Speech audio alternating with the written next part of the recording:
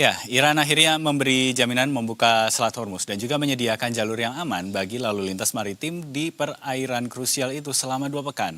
Jeda pertempuran ini juga akan digunakan Iran untuk berbicara dengan Amerika Serikat untuk mengakhiri perang. Kita akan bahas lebih dalam terkait hal ini bersama dengan pengamat senior Timur Tengah Mustafa Abdul Rahman. Selamat sore. Selamat sore. Baik, Pak Mustafa, terima kasih sudah bergabung bersama kami di Berita Satu Sore. Sempat ditolak sama Iran sebelumnya kemarin, tapi akhirnya kesepakatan tercapai begitu untuk gencatan senjata dan Selat Hormuz akhirnya dibuka selama 2 minggu ini. Kira-kira apa yang kemudian membuat Iran ini bisa luluh dengan ajakan gencatan senjata ini? Apalagi Iran kan sebetulnya sempat menilai kalau gencatan senjata ini malah memungkinkan musuhnya untuk membangun kembali kekuatan. Sebetulnya pertanyaan itu terbalik ya. Mengapa Amerika justru yang akhirnya menerima gencatan senjata tersebut?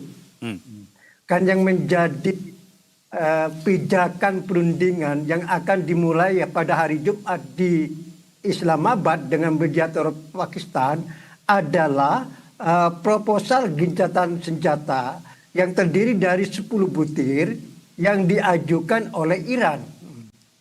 Ini mengapa Amerika akhirnya menerima proposal gencatan senjata yang terdiri dari 10 butir tersebut dari Iran dijadikan pijakan perundingan antara kedua pihak dengan mediator Pakistan. Nah, ini pertanyaannya justru mengapa Amerika dan kemudian Israel menerima itu? Itu adalah tentu keberhasilan Iran menggunakan taktik perang asimetris dalam perang saat ini, di mana Iran tidak hanya menggunakan kartu militer, tapi juga menggunakan semua kartu baik ekonomi, politik, intelijen, dan diplomasi. Dan dalam hal ini, keberhasilan luar biasa Iran adalah ketika dia menggunakan kartu truf ekonomi dengan menggunakan isu Selat Hormuz ya sebagai senjata untuk menghadapi Amerika dan Israel, dan ini merupakan atau ternyata sebuah sukses besar bagi Iran. Dengan menggunakan isu Selat Hormuz, maka harga energi yakni minyak dan gas alam naik secara signifikan di pasar dunia ya, dari semula hanya 70 dolar per barrel ketika Iran menggunakan perang asimetris dan memfokus kepada ekonomi, dan kemudian akhirnya juga menggunakan isu Selat Hormuz, minyak naik di atas 100 US dollar. Dan ketika tercapai gencatan senjata, harga minyak turun lagi di bawah 100, yaitu 90 sekian. Ini menunjukkan betapa isu Selat Hormuz itu sangat strategis dalam perang antara Iran di satu pihak dan Amerika serta Israel di pihak lain. Dan Selat Hormuz itu juga menjadi daya tawar yang sangat menentukan yang akhirnya tercapai gencatan senjata sementara selama 2 minggu ini, di mana judul besarnya adalah gencatan senjata segera diwujudkan dengan imbalan Iran harus membuka Selat Hormuz segera. Dan itu sudah dijamin oleh Menlu Iran Abbas Araghchi bahwa selama 2 minggu gencatan senjata ini Selat Hormuz akan terbuka secara bebas, dan semua kapal dari semua negara bisa melalui dengan bebas, tentu dengan pantauan atau pengawasan Iran. Baik, Pak Mustafa. Jadi ini kita melihat bahwa memang akhirnya kesepakatan ini tercapai, sesuatu yang mungkin agak sedikit dalam tanda petik meleset bagi beberapa pengamat, karena beberapa kemudian sempat memprediksi bahwa mungkin ini akan menjadi babak baru saja dari peperangan antara Amerika Serikat dengan Iran. Tapi ternyata yang kita lihat hari ini kedua belah pihak setuju begitu untuk kemudian gencatan senjata. Nah ini setelah 2 pekan ini kira-kira apa yang akan kita lihat begitu Pak Mustafa? Apakah dengan suksesnya perbincangan atau pembicaraan yang terjadi sekarang, pembicaraan-pembicaraan ke depan ini juga bisa menjadi lebih baik sehingga bisa dikatakan perangnya berakhir begitu.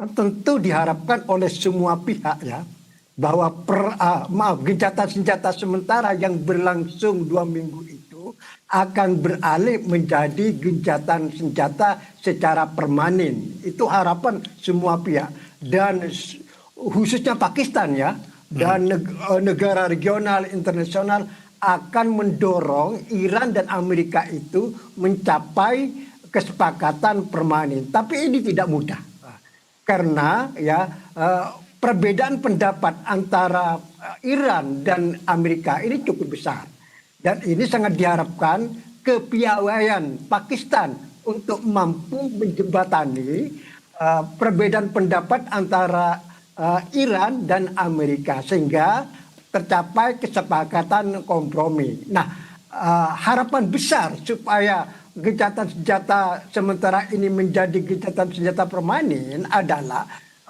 semua pihak sama-sama mengetahui kekuatan masing-masing. Khususnya Amerika dan Israel. Walaupun Iran sudah digempur habis-habisan, tapi Iran masih mampu membalas secara harian. Dan ini menunjukkan bahwa Iran ini tidak mudah ditaklukkan ya. Ini sudah disadari oleh Trump dan Netanyahu dan mereka sudah 6 minggu ya berlangsung perang ini sudah capek dan sudah merasa biaya yang dikeluarkan untuk perang ini sangat besar khususnya oleh Amerika dan Israel dan tentu yang paling penting lagi adalah perang ini menggoncang ekonomi dunia ya termasuk Indonesia ini ya yang kena dampaknya dan ini tidak bisa berlangsung lama. Semua nanti akan berteriak menekan secara politik dan diplomasi khususnya kepada Amerika dan Israel supaya mengakhiri perang atau setelah selesai perundingan ya selama 2 minggu ini supaya menjadi kesepakatan yang permanen. Baik, Pak Mustafa, ini kan tadi kita sudah sempat Anda sebutkan juga begitu bahwa begitu Selat Hormuz ini dinyatakan dibuka harga minyak langsung turun begitu. Ini salah satu implikasi terbesar yang bisa untuk kita lihat. Tapi selain itu apa lagi yang kemudian menjadi implikasi dari gencatan senjata yang akhirnya disepakati oleh kedua pihak?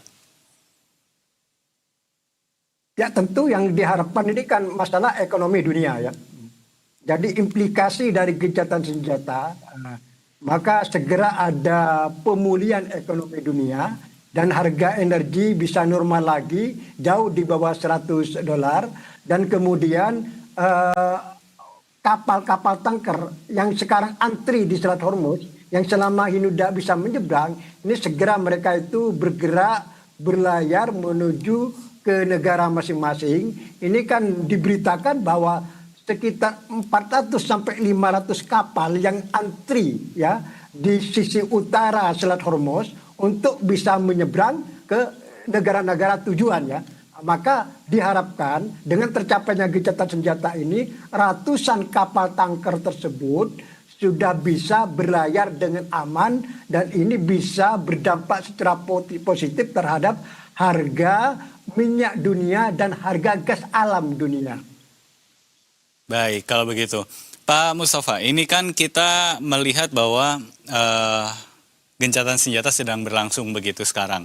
Dan mudah-mudahan perundingannya bisa berjalan dengan lancar. Tapi kalau Pak Mustafa melihat apa yang kemungkinan bisa menjadi batu sandungan untuk gencatan senjata ini berlanjut dan akhirnya malah bisa terjadi perang lagi begitu di tengah proses perundingan antara Amerika Serikat dengan Iran yang dibantu dengan Pakistan. Yang pertama adalah perbedaan pendapat antara Amerika dan Iran itu masih besar. Kedua pihak, Iran sama Amerika harus sama-sama bersedia memberi konsesi yang mungkin pahit bagi kedua pihak. Mungkin sebelumnya Amerika tidak mungkin ini mengalah, memberi konsesi. Begitu pula Iran. Mungkin sebelum ini adalah susah mengalah, susah memberi konsesi. Tapi setelah berperang selama 6 minggu dengan dampak yang luar biasa, baik di internal Iran, Israel, regional Timur Tengah dan internasional, diharapkan mereka itu sadar bahwa perang kalau berkepanjangan itu tidak menguntungkan semua pihak. Sebaliknya kalau perang ini berakhir dengan memberi kompromi antara kedua pihak Iran dan Amerika, maka ini merupakan kepentingan semua pihak. Itu yang pertama. Yang kedua, ini masalah Libanon. Masalah Libanon ini kan beda pendapat. Menurut versi Pakistan, bahwa gencatan senjata ini adalah menyangkut Libanon. Perang antara Hezbollah dan Israel.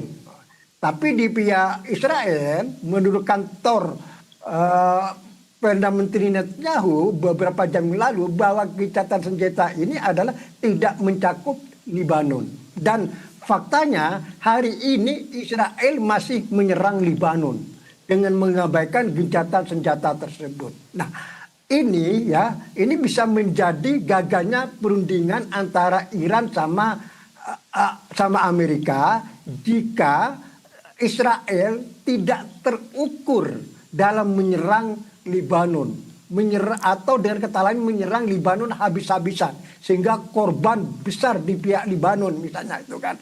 Nah, ini bisa menggagalkan. Jadi walaupun Israel tidak mengakui bahwa kesepakatan antara Iran sama Amerika tidak mencakup Libanon dan Israel hari ini masih menyerang Libanon, tapi hendaknya Israel menyerang Libanon secara terukur ya. Tidak kebablasan sehingga membuat Iran marah dan menggagalkan perundingan dengan Amerika di Islamabad, Pakistan itu. Itu yang harus hati-hati dalam perundingan nanti antara Iran sama Amerika di Islamabad yang akan berlangsung 2 minggu. Baik, kalau begitu Pak Mustafa, terakhir sebelum kita tutup perbincangan kita untuk hari ini, saya ingin merangkum 2 pertanyaan dalam 1 kali tanya. Yang pertama adalah dengan tercapainya gencatan senjata ini, apakah kita bisa menilai bahwa Amerika Serikat ini sebetulnya sedang mencari jalan untuk bisa menyelesaikan perang tanpa harus merasa malu, begitu dalam tanda kutip, apalagi ada banyak tekanan di dalam negeri Amerika Serikat sendiri, itu yang pertama. Dan yang kedua, kalau kami tulis judul di layar adalah apakah Iran menang, begitu. Jadi apakah kemudian jawabannya adalah memang iya Iran yang memenangkan peperangan ini, Pak Mustafa? Betul, secara strategis saya setuju bahwa Iran memenangkan peperangan ini secara strategis. Buktinya isu Selat Hormuz yang digunakan oleh Iran menjadi tawar-menawar yang strategis dengan Amerika dalam mencapai gencatan senjata tersebut. Dan gencatan tersebut kan judulnya kan begini, gencatan senjata dengan imbalan pembukaan Selat Hormuz. Maka saya setuju dan ini pendapat saya juga bahwa Iran memenangkan peperangan ini secara strategis. Dan adapun Amerika itu adalah mengklaim menang, itu boleh-boleh saja. Apalagi itu mungkin untuk kepentingan domestik Amerika lah, di mana Trump akan menghadapi pemilu sela bulan November nanti ya, yang mendapat tantangan cukup serius kalau memang perang ini secara strategis Amerika mengalami kekalahan. Maka bagaimanapun Trump akan mencari alasan sedemikian rupa bahwa Amerika memenangkan perang ini. Silakan semua pihak, semua kan Israel juga mengklaim menang, Amerika mengklaim menang, Iran mengklaim menang. Cuma pendapat saya pribadi, secara strategis Iran adalah yang memenangkan perang. Baik, pengamat senior Timur Tengah Mustafa Abdurrahman telah memberikan pandangan dan analisanya di Berita Satu Sore. Pak Mustafa, terima kasih banyak sudah bergabung bersama kami. Terima kasih. Selamat beraktivitas kembali. Terima kasih. Terima kasih.